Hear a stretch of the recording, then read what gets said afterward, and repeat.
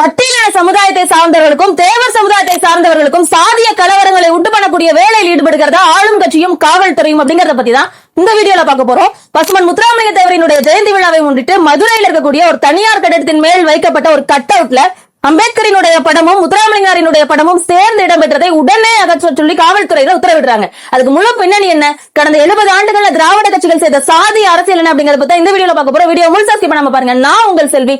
Voice of செல்வி சேனலை subscribe பண்ணிட்டு video ஃபுல்லா ஸ்கிப் பண்ணாம பாருங்க. அக்டோபர் 30 ஆண்டுதோறும் தேவர் ஜெயந்தி விழா, குரு பூஜை விழா போன்ற விழாக்கள்லாம் எடுக்கப்படுது. அது தமிழ்நாடு முழுவதும் இருக்கக்கூடிய பல்வேறு கிராமங்கள், நகரங்களை சார்ந்த மக்கள் ஆண்டுதோறும் போய் அவருக்கு அஞ்சலி செலுத்தக்கூடியதை வழக்கமா வச்சிருக்காங்க. எல்லா கட்சிகளை சார்ந்த அரசியல் முக்கிய புள்ளிகளும் முக்கிய ஆளுமைகளும், முதலமைச்சர், துணை முதலமைச்சர், மத்திய அமைச்சர்கள் உட்பட நிறைய பேர் வந்து அஞ்சலி செலுத்தக்கூடிய விஷயத்தை ரொம்ப வழக்கமா நம்ம தமிழ்நாடு அரசியல்லையுமே அது ஒரு பெரிய தாக்கத்தை ஏற்படுத்துங்கிறது நமக்கு நல்லா தெரிஞ்ச ஒரு விஷயம் தான். இன்னைக்கு என்ன நடந்திருக்கு அப்படின்னா, மதுரையில 2 சமுதாயத்தை சார்ந்தவர்கள், பட்டியலின மக்களும் மற்றும் மறவர் சமுதாயத்தை சார்ந்தவர்கள், தேவர் சமுதாயத்தை சார்ந்த மக்கள் 2 பேரும் இணைந்து என்ன பண்ணிருக்காங்கன்னா ஒரு பிளெக்ஸ் ஒண்ணு அடிச்சிருக்காங்க. தேவர் ஜெயந்திக்கான ஒரு அறிவிப்பு மாதிரி இருக்கக்கூடிய பிளெக்ஸ். அதுல என்னெல்லாம் இடம்பெற்றது அப்படின்னா, அம்பேத்கரினுடைய படம், பசுமன் முத்துராமலிங்க தேவரினுடைய படம், ரெண்டத்தையும் வச்சு தேசிய தலைவர் பசுமன் முத்துராமலிங்க தேவரினுடைய குருபூஜை விழாவிற்கு வருக என எல்லாருமே வரவேற்கிறோம் அப்படின்னு ஒரு வெல்கம் பிளெக்ஸ் ஒன்று வச்சிருந்தாங்க. வைத்து சில மணி நேரங்கள்ல அங்க ரொம்ப விரைந்து வந்த காவல்துறை என்ன வலியுறுத்துறாங்க அப்படின்னா, உடனே இந்த பிளெக்ஸ் அகற்றுங்க அப்படின்னு சொல்லி சொல்றாங்க. அப்ப 2 தரப்பு மக்களுமே அந்த இடத்துல குழுமி வர்றாங்க. என்ன சொல்றாங்க, போலீஸ்க்கும் அவங்க மக்களுக்கு இருக்கக்கூடிய கான்வர்சேஷன் அப்படிங்கறத மீடியா வந்து அதை போக்கஸ் பண்ணி வெளியில பப்ளிஷ் பண்ணதை நம்மளால பார்க்க முடியுது.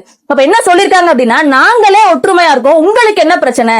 அம்பேத்கரும் ஒரு தேசிய தலைவர், முத்துராமலிங்கரும் ஒரு தேசிய தலைவர், 2 பேருமே சாதிய தலைவர்கள் கிடையாது. அப்படி இருக்கும்போது 2 பேருக்கும் சாதிய முத்திரையை காவல்துறையை குத்துகிறதா அப்படிங்கிற ஒரு கேள்வி எழுப்புறாங்க. அதுக்கு பதில் சொல்லக்கூடிய காவல்துறை சொல்றாங்க, இல்ல எங்களுக்கு சாதிய தலைவர்களை இவங்க பாக்குறோங்கிறதையும் கடந்து 2 சமுதாய மக்களுக்கும் பிரச்சனைகள் ஏற்படுவதற்கு வாய்ப்பு இருக்கு, அதனால இந்த பிளெக்சிங்க இருக்கக்கூடாது அப்படின்னு ஒரு உத்தரவை போடுறாங்க. அதுக்கு பதில்வாதம் மக்கக்கூடிய மக்கள் என்ன சொல்றாங்க அப்படின்னா, சுற்றி இத்தனை இடங்கள்ல பிளெக்ஸ் வச்சிருக்காங்க. தேவர் ஜெயந்திக்கு நிறைய இடங்கள்ல பிளெக்ஸ் வைக்கப்பட்டிருக்கு, வால் போஸ்டர்ஸ் எல்லாம் ஒட்டப்பட்டிருக்கு. அங்கெல்லாம் நீங்க போய் கேள்வி கேட்காம 2 தலைவர்களும் ஒற்றுமையா இருக்கக்கூடிய பிளெக்ஸ் அகற்ற சொல்லி கோரக்கூடிய கோரிக்கையினுடைய பின் விளைவு என்ன, அதனுடைய பின்புலம் என்ன, யார் சொல்லி நீங்க இதை செய்றீங்க அப்படிங்கிற ஒரு கேள்வியும் வைக்கிறாங்க. அதுக்கு போலீசாரங்க சொல்றாங்க, நார்மலா தெரியும் காவல்துறை இப்ப காவல்துறையா செயல்படுதா இல்ல ஏவல் துறையா செயல்படுதானே தெரியல, பின்னாடி ஆளுங்கட்சியினுடைய ஒரு சூழ்ச்சி மற்றும் அவங்களுடைய உத்தரவு இருக்கிறதுக்கு நிறைய வாய்ப்புகள் இருக்கு. அப்படி இருக்கிறப்போ என்ன சொல்றாங்க, அங்க இருக்கக்கூடிய அந்த பகுதி சார்ந்த மக்கள் அப்படின்னா, நிறைய ஆண்டுகளாக இங்க இருக்கக்கூடிய தேவேந்திர குல வேளாண் சமுதாயத்தை மக்கள், அருந்ததியர் மக்கள் மற்றும் முக்குளத்து சமுதாயத்தை மக்கள்லாம் நாங்க ஒற்றுமையா தான் இருக்கிறோம், அந்த ஒற்றுமையை சீர்குலைக்கக்கூடிய பணிகளை செய்யறதே இந்த காவல்துறை தான் அப்படிங்கறத ரொம்ப பெரிய குற்றச்சாட்டை வைக்கிறாங்க. என்ன காரணம் அப்படின்னு பாக்குறப்போ, 2 சமுதாயத்தை சார்ந்த மக்களும் எங்க வால் போஸ்டர்ஸ் ஒட்டினாலும், எந்த ஒரு தேசிய தலைவர் சார்ந்த வால் போஸ்டர்ஸ் ஒட்டப்பட்டாலும் அதை முதல்ல கிழிக்கப்பட்டிருது. அப்ப நாங்க என்ன நினைச்சுக்கிறோம்னா, அடுத்த தரப்பு சாதியை சார்ந்தவர்கள் அதை கிழிக்கிறாங்கன்னு நினைச்சு எங்களுக்கு பயங்கரமா அடிச்சுக்கிறோம். நிறைய சண்டைகள்லாம் கூட மதுரையினுடைய சுற்றுப்பகுதிகளில் நடந்திருக்கு. கடைசியா போலீஸ் ஸ்டேஷன் போய் 2 தரப்புமே நிக்கிறப்பதான் போலீஸ்காரங்க சொல்றாங்க, நாங்க தான் கிழிச்சோம் அப்படின்னு. அப்போ போலீஸ்காரங்க எங்க சண்டையை கிளப்பி விடுறது, எங்க 2 தரப்பு மக்களுமே ரொம்ப ஒற்றுமையா இருக்கும் அப்படிங்கறது ரொம்ப ஸ்ட்ராங்கா வலியுறுத்திட்டே இருக்காங்க.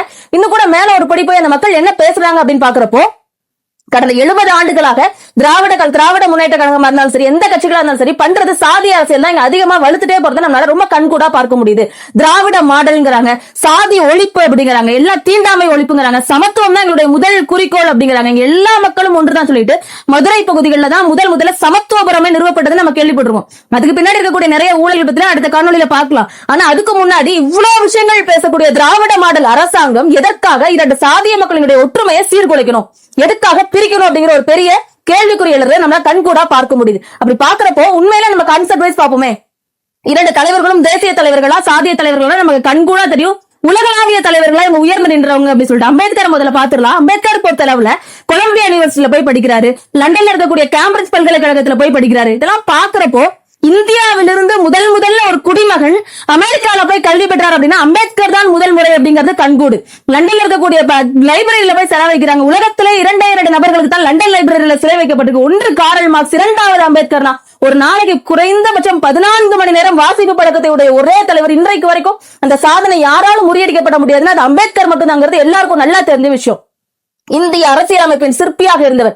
7 பேர் கொண்ட டிராப்டிங் கமிஷன் வரைவு குழுவினுடைய தலைவராக இருந்து வழிநடத்தி கிட்டத்தட்ட 2 ஆண்டுகளுக்கும் குறைவான நாட்கள்ல கான்ஸ்டிடியூஷனை மேக் பண்ணி இந்தியாவுக்கு வழங்கியவர். உலகத்திலேயே மிக நீண்ட எழுதப்பட்ட அரசியலமைப்பு நமக்கு கிடைச்சிருக்குங்கிற பெருமையை கொடுத்த அம்பேத்கரை போய் சாதிய தலைவராக அடையாளப்படுத்துறத விட அசிங்கமான அரசியல் வேற என்ன இருக்க முடியும் அப்படிங்கறத நம்ம கொஞ்சம் யோசிச்சு பார்க்கணும். லண்டனில் நடைபெற்ற 3 வட்டமேசை மாநாடுகளிலும் கலந்து கொண்ட தலைவர் அம்பேத்கர். அரை வயிற்று கஞ்சிக்கே அள்ளல் படும் ஊமைகளின் உறுப்பினனாய் நான் பேசுகிறேன் வட்டமேசை மாநாடுகளில் முழங்கிய அம்பேத்கர் வாசகத்தை கேட்டு இந்தியாவில் இருக்கக்கூடிய சாதிய கொடுமைகளை உலகத்திற்கே படம் எடுத்து காட்டிய தலைவர் அம்பேத்கர்.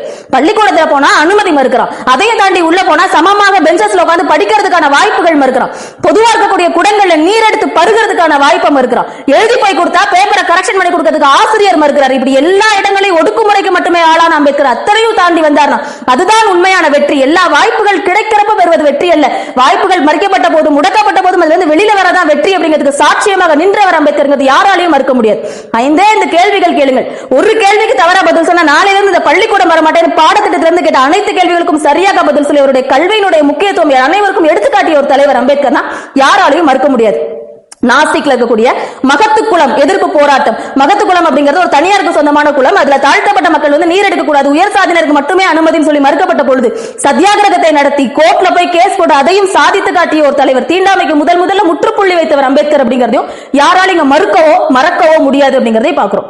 அதற்கு கொஞ்சமும் சளைத்தவர் அல்ல பசுமன் முத்துராமலிங்கனார். தேசிய தலைவராக என்று அடையாளம் காணப்படக்கூடியவர், உலகளாவிய தலைவராக உலகத்துல நிறைய நாடுகள் அவருக்கு சிலை வச்சிருக்காங்க. ஆனா தமிழ்நாட்டில் மட்டும் அவர் சாதிய தலைவராக அடையாளப்படுத்தப்பட்டு இருக்கார். தனக்கு சொந்தமாக இருந்த 32 கிராமங்களை 17 பாகங்களாக பிரித்து ஒரே ஒரு பாகத்தை மட்டும் தனக்கு வச்சுக்கிட்டு மீதி 16 பாகங்களையும் ஏழை தாழ்த்தப்பட்ட உழக்கூடிய மக்களுக்கு வாரி வழங்கிய முத்துராமலிங்க தேவரை ஒரு குறிப்பிட்ட சாதிய வட்டத்திற்குள் அடக்குவது எந்த விதத்தில் நாயம்? அவர் சாதிய தலைவர் அல்ல, அவர் சாதித்த தலைவர், அவர் சரித்திர தலைவர்ங்கிறத யாரும் மறக்கவே முடியாது.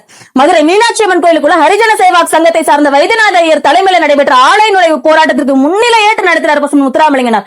எல்லாருமே சொல்றாங்க மதுரை மீனாட்சி அம்மன் கண்ணீர் வெடிக்கிறாள் ஆலை நுழைவு பிரவேசத்தை பார்த்து, அவ ஏத்துக்க மாட்டார். ஹரிஜன சமுதாயத்தை சார்ந்தவர்கள் உள்ள வருவதன் சொல்லும்போது தமிழ்நாடு முழுவதும் கலவரம் வெடிக்கும் எல்லாரும் பயந்துட்டு இருக்காங்க. பசுமன் முத்துராமலிங்கன் தவிர தேவர் ஒரு சின்ன துண்டு பிரசுரம் ஒன்றை எழுதி வெளியிடுறாரு.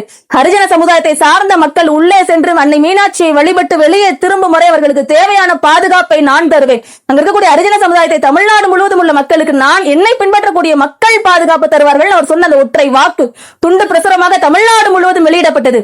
ஆலய நுழைவு போராட்டம் வெற்றி போராட்டமாக மாறியது. இப்படிப்பட்ட முக்கியமான சீர்திருத்தங்களை கொடுத்த தலைவர்களை சாதிய வட்டத்துக்குள்ள தொடர்ந்து அடக்கிக்கிட்டே இருக்க முயற்சி பண்ணிட்டே இருக்காங்க இந்த திராவிட கட்சிகள்.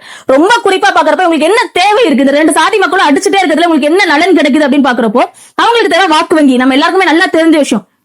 ஊரு 2 பட்டா கூத்தாடிக்கு கொண்டாட்டம் சொல்லுவாங்கல்ல, அதே கதை தான். 2 பேரும் மாத்தி அடிச்சுக்கணும். அதுல ஒரு சாராருக்கு இவங்க சப்போர்ட் பண்ணிட்டு வருவாங்க, இன்னொரு சாராருக்கு மறைமுகமா சப்போர்ட் போடுவாங்க. 2 தரப்பு வாக்கு வங்கிகளையுமே அவங்க வாங்கிட்டு போகணுங்கிறது அவங்களுடைய ஸ்ட்ராட்டஜி அப்படிங்கிறது கடந்த 70 ஆண்டுகள் கிட்டத்தட்ட தமிழ்நாட்டில் ஒரு 50 ஆண்டுகால அரசியல் வரலாற்றை இதை நம்ம கண்கூடா பார்க்க முடியுங்கிறது நிதர்சனமான உண்மை.